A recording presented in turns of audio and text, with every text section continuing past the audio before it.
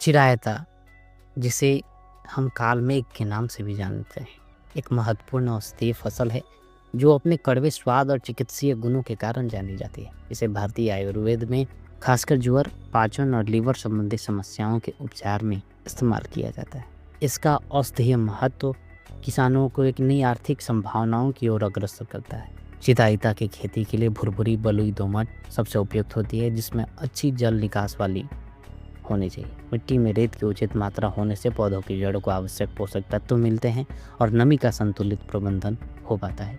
इसके लिए जैविक खाद जैसे सड़ी हुई गोबर की खाद का उपयोग बेहद लाभकारी रहता है, जिससे मिट्टी में पोषण स्तर अच्छा बना रहता है। चिरायता ठंड और बर्फबारी वाले क्षेत्रों की फसल और उपशीतोष्ण जलवायु में उपयुक्त मानी जाती है। बीज की बुआई मई जून के माह में की जाती है। इसके बाद 3-4 महीनों में पौधे तैयार हो जाते हैं, जिन्हें खेत में 45 से 60 सेंटीमीटर की दूरी पर पंक्तियों में रोपित किया जाता है। चिरायता की खेती के लिए खेत की सही तैयारी करना आवश्यक है।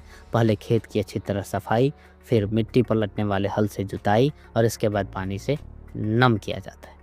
खेत में केचुआ खाद और हरी खाद मिलाएं, इससे मिट्टी को आवश्यक पोषक तत्व प्राप्त होते हैं। चिरायता का प्राकृतिक प्रसार फलियों के कटने के बाद बीजों के बिखराव से होता है, लेकिन औषधीय खेती में इसे नर्सरी में तैयार किया जाता है।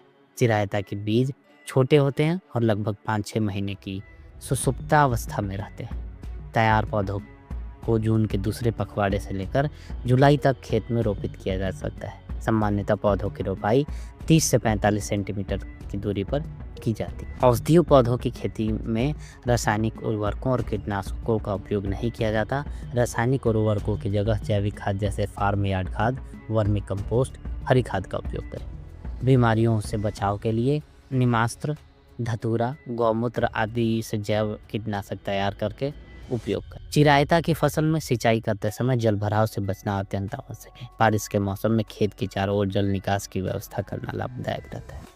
चिरायता की फसल 6 से 8 महीने में कटाई के लिए तैयार हो जाती है। अक्टूबर से नवंबर के बीच होती है। इस समय पौधों पर कैप्सूल पकने के बाद उन्हें एकत्रित